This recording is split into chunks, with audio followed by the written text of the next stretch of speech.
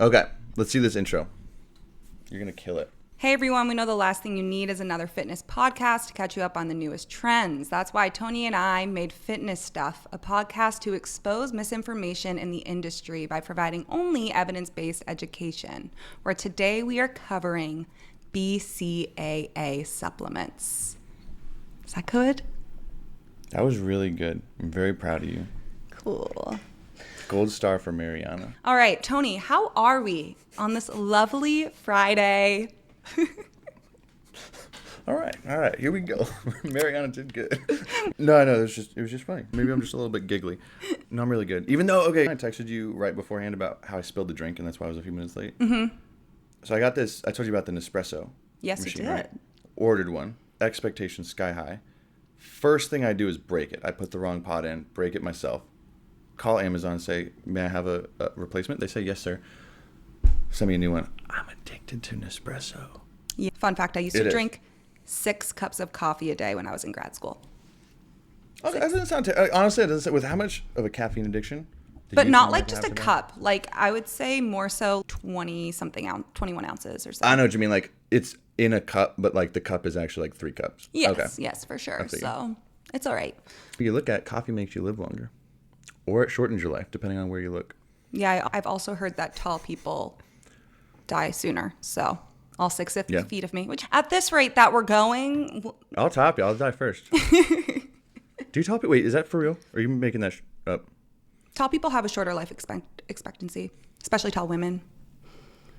I did not know that. All right. So Tony sent me over a TikTok, and I'm going to react to it. I actually haven't seen it. So honestly. She hasn't seen it. And it's on BCAA'S, something that's going around. And the only reason why we decided to do this last minute is because when we both do Q&As, we get a surprising amount of questions about BCAA supplements or branched chain amino acid supplements. So I want to send Marianna a video. This is like what the trends, what the claims, what everything. And then we're going to do a little factor crap on that. Also, fun fact, I didn't even think that this was still, I get questions about them, but I really didn't think that it was still a commonly held misconception. But apparently Same. It is. So here we go. Same. Oh God. All right. He's already got his shirt off. So that's how the best videos start. Yeah, I know.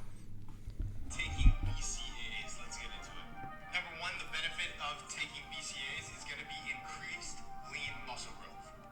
Number 2, it's going to help with decreased muscle soreness. That means you're going to have better recovery and less soreness. Number 3, it's going to help with decreased muscle fatigue. That means your performance is going to be better in the gym taking BCAAs. 4 is my favorite. And benefit number 4, it's going to help from muscle wasting. So if you take BCAAs, Muscle wasting. put on more lean muscle and also maintain more lean muscle by He just said, that's enough for me. He just said it's going to help from muscle wasting, and then it's going to help you put on more lean muscle. I'm confused. That's why I like the video. So essentially, BCAAs are magical. They do everything. They do everything. Outside of those, the 4 main benefits that he gave us, main claims are, boost muscle growth while you're bulking. So the big claims are that it boosts muscle growth while you're bulking. It prevents and preserves preserves muscle mass and maintains your energy while you're cutting. So it's a good supplement to have when you're bulking and when you're cutting. It also has claims of improving your immunity, your recovery, and help with weight loss, help speed up weight loss. So essentially like every other supplement that exactly. is out It's there. claimed to do everything. But let's see how it holds up. That's what we're doing today, is to see how it holds up to those claims in actual evidence, which it doesn't at all. So I was trying to prop it up nicely, but I wanted to explain really what it is, where the claims come from, what could be more helpful, and why this particular supplement probably doesn't make sense to you, and why it's easy to make these claims. And I think we should start with this one. We've talked about it a lot. Was it the Health and Supplement Education Act? Yeah, passed in the 90s by under Mr. Clinton, which essentially gave free rein to supplement companies to not really be held accountable for claims they make for things like that. You could claim almost whatever you want on a supplement bottle, right? That's the first problem. And that's where I think people get confused. They're like, why do people say that it helps build muscle? Why do people say that? Because there's no negative repercussions if you do say the wrong thing. Yeah. That's the first part, right? There's no negative repercussions from saying that. And as we know in the supplement industry, and this is good supplements, bad supplements, it's a game of like marketing. It's a multi-billion-dollar industry. That's why cleanses and detoxes are millions and millions of dollars. I wouldn't be surprised if it was in the hundreds of millions of dollars a year. Although they don't do anything. Like, you know what I'm saying? Like these supplements, if you can market it and if you're good at marketing, you can sell it. And just so happens people are very self-conscious about their health and what people have negative emotion towards, you can usually sell them something easier to fix that. So that's why I think the supplement industry is so ready for this. Americans spend more than $30 billion a year on dietary supplements. Exactly. It's a $30 billion industry, not regulated by what you claim. If I can sell you a bottle that says, oh, hey, all those things that you're insecure about, this will fix it. Yeah, it plays into insecurities. It just preys on insecurities, which sucks. And this is one of those things. What we're going to talk about, what I want to explain, because BCAAs, or branched chain amino acids, they're a real thing. I just want to differentiate the supplement from like what's in the real world, what's in food. Let's start with this. A protein, right? A protein. We're starting macro level. A protein is a larger molecule that is made up of chains of smaller compounds. Those smaller compounds are amino acids, right? Amino acids. So there's but just amino acids, right? That's what proteins are made up of. Amino acids are the building blocks of a lot of different tissues in the body. Your muscle, your hair, your nails, your skin. I think people usually think, oh, protein is the building block of this. These are the building blocks of protein. This is what it gets broken down into. So that's what amino acids are. Now, this is going to get a little complex, but you got to understand the body is able to make 11 of those amino acids on its own, but it needs to get the other 9 from the food we eat. Yeah, like nutrients, essential versus non-essential nutrients. Yeah. Exactly. Perfect wording.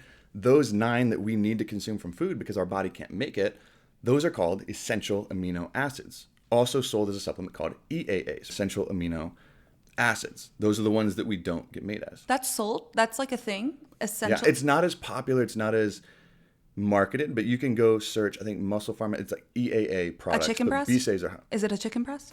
Is it a chicken breast? Is it protein? Sorry. It's not, but that's what it's, again, just sold as, where it's those 9 amino acids. Now, branched chain amino acids, a supplement that has more hype around it. BCAAs are a group of 3 of those essential amino acids: leucine, isoleucine, and valine. Those 3 that are chemically chained together. That's what BCAAs are. Now, the reason why they make a BCAA supplement instead of just an EAA supplement, you're like, why don't we wouldn't it make sense just to get all 9 than just 3? Is they dose those 3 at a little higher doses, even though we'll go over, usually not at an actual clinical dose. But those 3 in particular have a little bit more validity than the others, where leucine, the first one, is well documented to directly stimulate muscle protein synthesis, which, now thinking about this, we could do an episode just on that alone. But it stimulates muscle protein synthesis, which is massively important for building and holding on to muscle mass. One of the reasons why people talk about intermittent fasting not being ideal for building muscle is because food, and largely protein, stimulates muscle protein synthesis. And if you don't have food for 16 hours straight, you're probably going to be breaking down certain amounts of muscle. But that's another conversation. So leucine directly stimulates muscle protein synthesis. Isoleucine better improves glucose metabolism and increases the glucose uptake in muscle tissue, which could help you train longer and harder. That's what isoleucine is claimed to do. Valine, this is what we were talking about. It hasn't been shown to do much, but the thought process and claim behind it is working with an enzyme called mTOR. And mTOR is very complicated. I love the mTOR pathway, but we won't get into it. And we are not going to get into the mTOR pathway today, but that's why those 3 are touted a little bit more. And that's why BCAAs were made in that supplement, is those 3 would be very helpful. Those 3 claims would be very helpful if your goal was to build muscle, if it was to lose fat. If something could do those 3 things very well, it would be very important. Now, the best thing I think that we got to talk about here is you have to realize you can get massively high amounts of BCAAs from quality protein sources: meat, eggs, dairy products. One of the biggest, whey protein shakes. Yes. Carry about, I think, 5 to 6 grams in a good shake. 5 to 6 grams of BCAAs just in the shake alone. You get these from foods and other supplements. It's the whole gist of a lot of supplements that say they're evidence-based is just manipulating their role in the body. This is their role in the body. You get them from food. And then it's this assumption that, we're not you're not getting enough or that more is better. And it's completely just a play on words of, oh, this is their function. This is what they do. Let's take more. Again, but you can't blame people for looking at it that way, because if you say, oh, leucine does this, rather than just saying leucine stimulates muscle protein synthesis, in your head, even though people probably don't understand muscle protein synthesis, they don't really understand what many of those words meant, you're like, oh, that's a good thing. I should probably be taking that. Yeah, it makes sense. It makes sense on a surface level to think about it, but it's always like ask why 2 or 3 times, and you'll understand, like, oh, I really should. I get that through my food. I get that through this. It makes sense. And there are certain things like, about creatine, what we were talking about.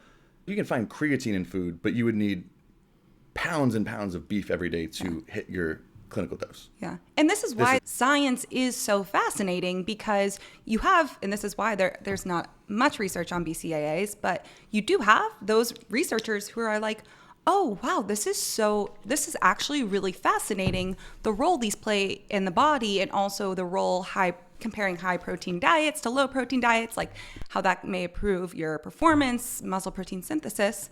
How about supplementing with it? It's so important to ask those questions, and that is how research evolves. It's by asking why and looking at evidence-based mechanisms in the body. Is there anything we can do with this? So there is so much novelty that can come out of it, but there's also a lot of miscommunication and big time deception.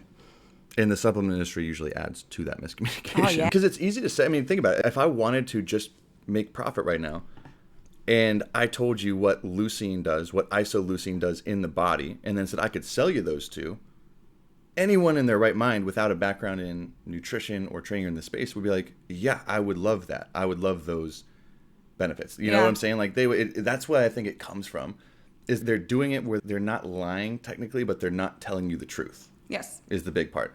Now, and why I say that, because I keep pooping on, but I haven't really explained why, because you're still like, wait, these do all these things, is, again, there is limited research done on BCAA supplements. Most of the research is done by isolating one of them and then testing it up, but usually the studies lack control. Sometimes they don't control for the participants' diet. Big red flag in case anyone's wondering, like, how to read through a research article. If they don't control for diets, like if you're leading like a paper on any kind of training or body composition change, but they're not controlling for diet, it's the results. I can't think of a situation where it would mean really anything. No. So that's something important to notice. But they either don't do that, they're very small, they're very short, they aren't under peer review, they are done in extreme settings. Like the ones where some of those claims come from, especially with leucine and preserving muscle mass, are when the participants are extremely restricted in calories, extremely restricted, far past where any normal human being would be in a dieting phase, and extremely restricted in protein. So of course, supplementing with something like that is going to have a small effect. But this is what's interesting, is in controlled trials where participants have at least even the smallest end of the recommended daily amount of protein in their diet, BCAAs have been shown to do nothing on top. They add zero benefit if you're getting the protein from your diet already. And I think that's the piece that the supplement companies that sell these usually just tend to leave out. They're like, because it's pretty well known. That, right? Like exactly. Or if you just have a decent, and I'm not talking like high protein diet where you need to be eating 200 grams plus per day to get this. It's the smaller end of the recommended daily amount, or daily recommended amount, which honestly, in my opinion, is even a little bit too low. Even if you're at that end, you're still not seeing any kind of these benefits. No recovery benefit, no muscle building benefit, no preserving muscle benefit. None of these things if you're getting enough protein through your diet alone. And that's where I think the next question people come into is like, well, like on our greens powder episode, people are like, what if I just don't want to eat my vegetables? Can I have a greens powder? It's not the same thing. Yeah. Where it's, okay, what if I don't get enough protein in my day? Then you should find a way to increase the protein in your day instead of go buy a $50, $40 BCAA supplement, which then still probably wouldn't do much. When did I see, sorry, a little bit of a tangent. I think it was last year, a viral TikTok video asked, why can't I just take a supplement instead of food? Why can't I just supplement with everything if I can get everything I need from food? And it's like, no, you can't get everything you need from food, from supplements. You can't. And sorry, that just reminded me of that. And it's the same principle. Exactly. Like, you need food for so many reasons. Yeah, if your protein intake is short, a whey protein shake would still be more cost effective, more actually effective than just adding a BCAA supplement, because you're getting 25 grams of protein instead of just 5 grams of BCAAs. Yeah, actual food. And I think people oftentimes too, this is a tangent too, but whey protein it's not a synthetic style of protein. It's just extracted from milk proteins. It's the body digests it the same way. But no, they're whole conversations. One proposed benefit where there's still a lot of gray area is if it would make sense to take BCAAs before a fasted training session. That's something I wanted to spend a little bit more time on, just because especially I wake up usually around 5 in the morning, walk my dog, go to the gym before I eat Tony, anything. I wake up at 5 in the morning. I'm actually changing that because I'm valuing sleep more and more. But no, like people that I used to work at an Orange Theory gym years and years ago, where the first class was at 5 a.m. and a lot of people do that just because they got work. So they wake up at 5 and they're like, well, man, I feel like I'm going to throw up if I have something right in the way to the gym. Oh, so yeah. wake up of course. even earlier to eat. And people hate on fasted exercise.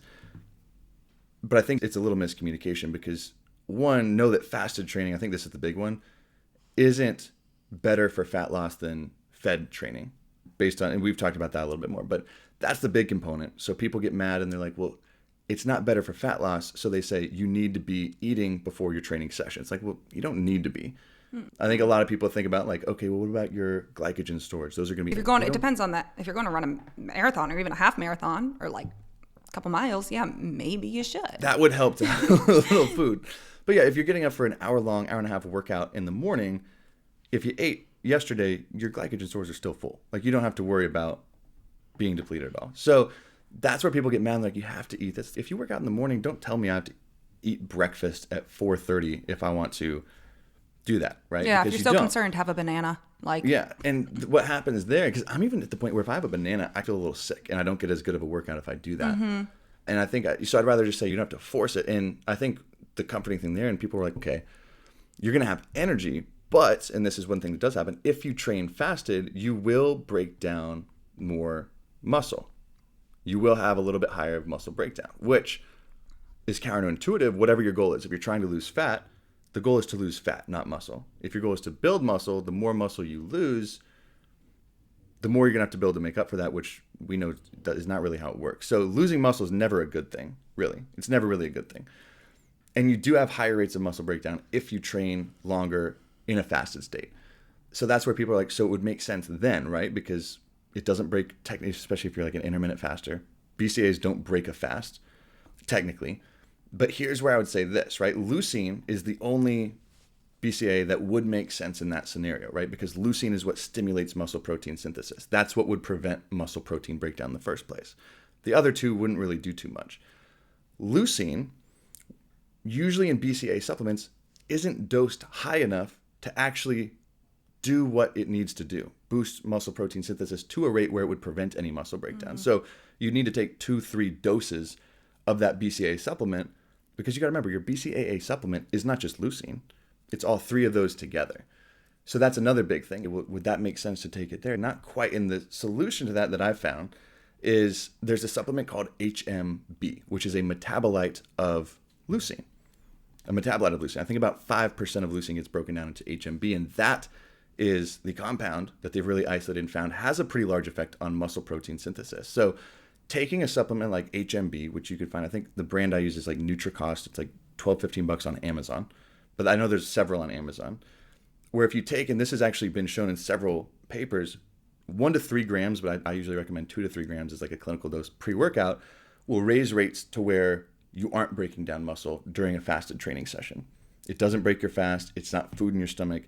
And it prevents muscle breakdown as you go through. And 2 to 3 grams is the clinical dose there, where you'd need upwards of 10 times that amount of leucine to get the same effect, which no BCAA supplement's going to have close to that. Do you know what like training volume intensity, like, does it depend on like how intense you're training? Because like, and I was telling Tony before this, I was really excited to do this podcast because, yeah, I know a little bit about BCAAs, but I've never really dove that deep into them as a supplement and learned a lot about them in school. But so I'm just curious about how is that superior to just having a proper like post-workout meal? Like, how is that any better? So it depends on when your last meal was when your meal following training is, how long your training goes. It depends on a lot, right? It depends on a lot. What style of training, how long the training goes. Because like I'm sitting here like, oh, well, what if you just eat? And again, this is from the perspective of I haven't dove as deep into it, but what if you just eat enough protein after your workout to prevent? So that's it. Your training session is, I would say, upwards. At least I think in the papers, the workouts were upwards of an hour plus. Oh, and I'm guessing the longer, because this is just even if we take it that without looking at HMB, without looking at BCAAs, without any of that, when they just look for study on muscle protein breakdown rates, the longer your training session is, the higher you're usually going to see that post-workout. And that's usually when it kicks in. But anything past an hour is typically when that starts happening. Even if you do go home and crush a high protein, high carb meal, whatever it is, to bring those rates up, you still are going to have a little dip beforehand. And like we kind of said, preventing any of that's good. So that's why I'm like, it's not 1,000% necessary, but it would make sense. And it's cost effective. It's easier to do. Just no supplement is necessary, but then it's really interesting to see which ones have good evidence or even potential evidence. It's hard to find a lot on supplements for sure. Exactly. So the style of training matters, I'm guessing, quite a bit too. Now, in the research, it was all resistance training, but I think just looking at cardio versus resistance training only groups, you could probably guess, just because resistance training typically does help the body preserve muscle in general a little bit better, that if your workout is a little bit more cardio focused, the effects are probably a little bit larger of breakdown over time. But that's when a supplement like this would usually make sense beforehand. And again, is it going to make or break your progress? If you don't take HMB, are you going to end up skinny fat, or are you going to end up not gaining any muscle no matter how much you eat? It's like, no. But it can protect and hedge against the worst case scenario, which is breaking down too much muscle. Where a BCAA supplement, and this is why I just do not like BCAA supplements at all, is even if you took it, it's not dosed high enough to actually make a difference. And here's what I have the biggest problem is, the supplement companies that sell BCAAs know this. These are not people living under a rock. They do. These aren't people living under a rock. These aren't people who have no nutrition. Like, they usually have nutritionists, dietitians on hand to help make products. Just more, I think, for the labeling to say a dietitian made or whatever. But they have a whole team that puts together these products. They know this is not new information whatsoever. That's the problem that bothers me, is the companies that still sell a BCAA, because it's so easy to market. You can claim that it does, like we just said, anything. 90% of people in the gym will have a goal that lines up with building muscle, losing fat, or having more energy. Who doesn't want any of those three things? The fact is, BCAA supplements don't do that. And these companies know that. But do you, and something that just really gets me every time with really any supplement and the people that push them is perfect example was that TikTok right there. The people taking these supplements, especially BCAA, is like, you're already in the gym. You're already tracking your macros. You're already eating enough protein. You're already really cognizant of your health. So you are going to see these effects if you're training hard, paying attention to your diet, your sleep, your like. It's not the BCAAs. You're already seeing these effects from what you're doing in your life. If you take the average person who we're trying to reach here, it's like, you don't let this stupid supplement that you're concerned may or may not help your progress. Don't let that keep you from, the only thing that's going to do is keep you from actually focusing on what you need to do, which is getting in the gym consistently and paying a little bit more attention to your diet. A lot of other things out there. But when it comes to what we're talking about here, like, it's just all nuance, and it's really just, it's insane when you look at the patterns for the people who promote supplements like this. You're already living a health conscious lifestyle. You're already in the gym. You're already doing everything that will promote muscle protein synthesis in your body. And have been for a long time. So that's like, the big, I actually was really glad you brought that up. Because it is. It's the entire supplement. I think when social media really popped off, that's where, I think we've talked about it on this podcast before, the company Shreds was the first one I saw do it like over a decade ago, where they figured out, if we give people who are shredded, like just shredded dice, if we give them our supplements and they tell people that's how they got that way, we can sell them. And at first people bought it like a freaking wild horse. They're making millions and millions of dollars in these companies. And it still happens today. It's just in a different form. Yeah, it's still happening, which I am a little glad for progress, though, because, I mean, I've gotten a little trouble because I've called some people out for making those claims. Oh, this is me before creatine and after creatine. Well, different this reasons. Is me with this and that. I'm going to name drop. Look at Bloom Greens. Look at who's marketing those greens powder for bloating. Not to be confused with Bloom Training. Not Bloom Training. Asterisk. No, No, not but Bloom Training. Greens. Bloom Greens is probably the most famous one on social media for sure. Yeah, bloated before and afters everywhere. That's their whole campaign. Knowing the backside of that, it's so funny for me to watch because like that's definitely in their campaign brief to show your before and after from being bloated. And you have these already thin, healthy people who may bloat from eating a carrot because they're, I don't know, but marketing these products to make you think, oh, this is going to happen to me. I love your point that I want to hone in on is when people see, okay, like the guy in the video, he's probably a super cool dude. But you see a physique like that and you want it. People want a six pack. They want to be shredded. They want to look healthy. That's what they want. And this person says, this is what helps you get there. And of course, on the observing side, it's easy to say, oh, that's the only thing I know about his lifestyle. That's probably what happened. But it's like, okay. And I say this, everything. No supplement. We geek out about creatine because it has massive actual evidence behind it. Not creatine, not protein, not anything will determine the progress that you're not currently seeing.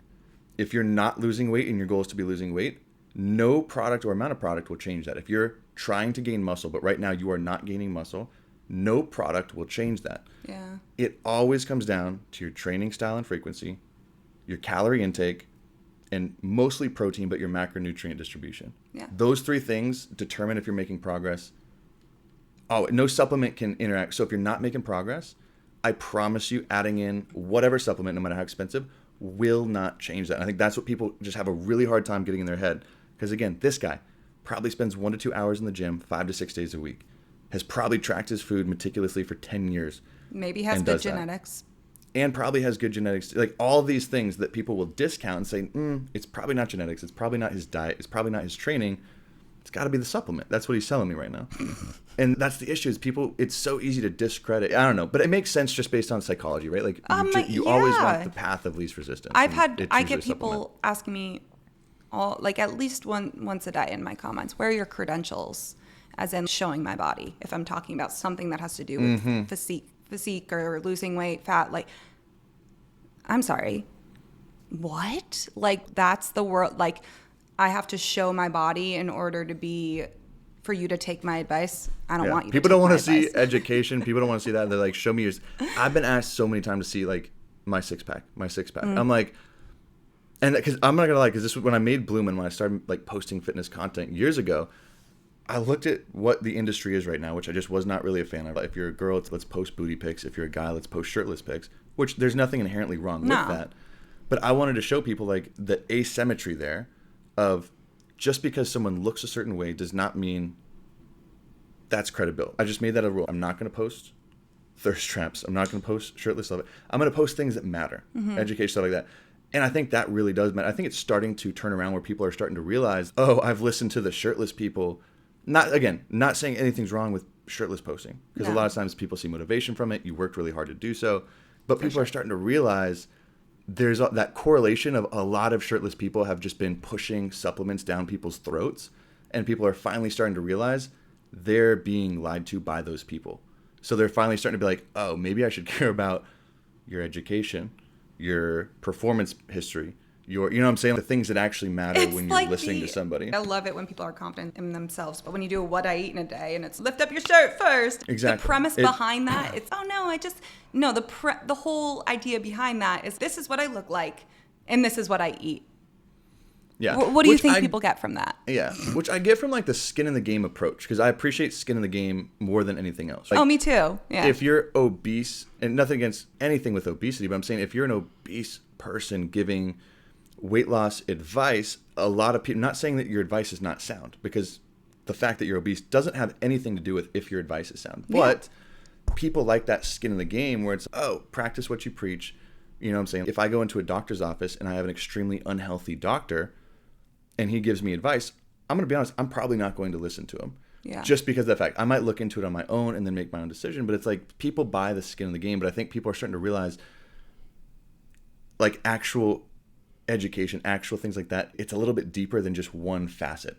Show me your degree. Show me your shirt or shirtless. Show me what, you know what I'm saying? It's deeper than just one of those things, which we covered in the first couple episodes. But that's the big problem with supplements, I think, especially here with BCAAs. So from my perspective, say I'm just someone starting out at the gym, just getting started. I see someone shoveling BCAAs down my throat, saying you need to take it, but I'm just starting out. What could I do? What should I focus on instead of that?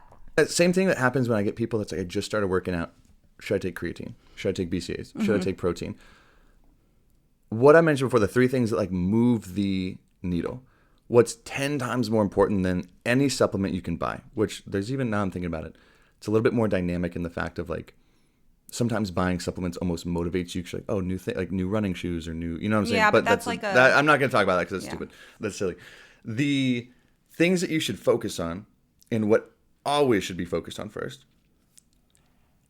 If you don't have a consistent routine, I don't care about optimized routine. I don't care if you're not consistently moving your body in some sort of training way, nothing's going to matter outside of that. If you're not, or not nothing, but I'm saying like no supplements matter outside of that. If your nutrition, if you pay zero attention to your nutrition, no supplement matters.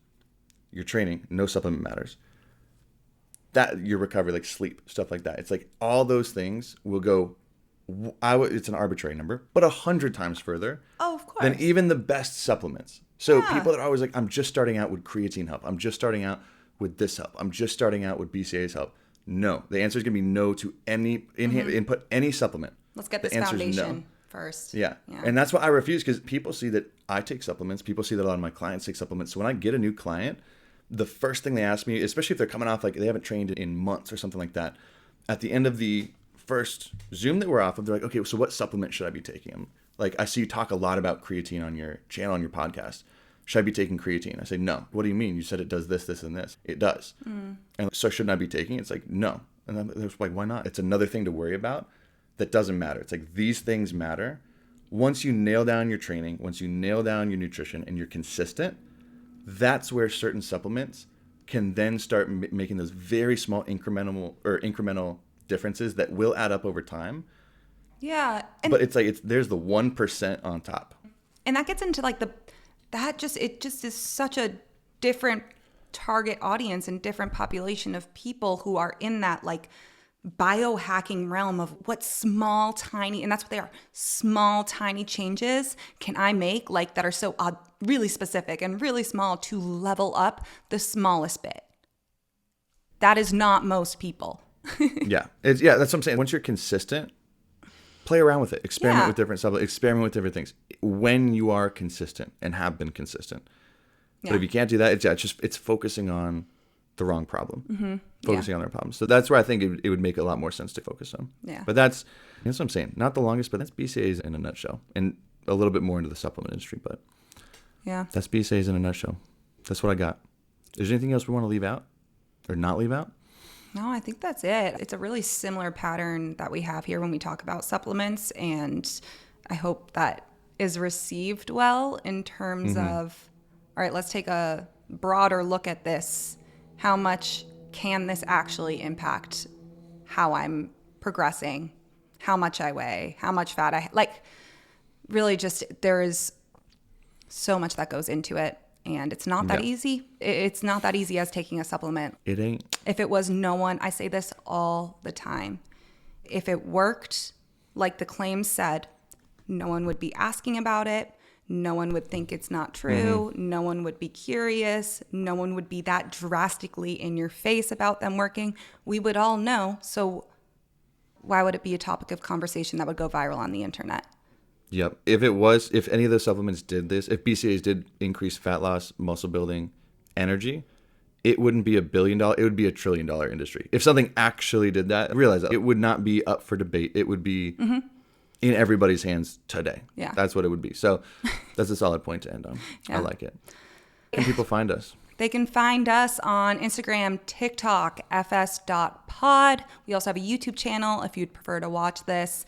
Fitness stuff for normal people. Go subscribe there. Make sure you give us a rating if you can on Spotify, Apple Podcasts. We're on all the podcast platforms, so you can listen to us anywhere, but we definitely would appreciate the rating so that we can reach as many people as possible. Anything else to add? You can do it right now. You can do it right now. Yeah, you could do it right now. You just go while you're listening to our pretty voices. But that's it. As always, guys, we love you. Yeah. Thank you so much. Thank you so much, for real. Have a beautiful, productive week or weekend ahead of you. Yeah. And we'll talk to you soon.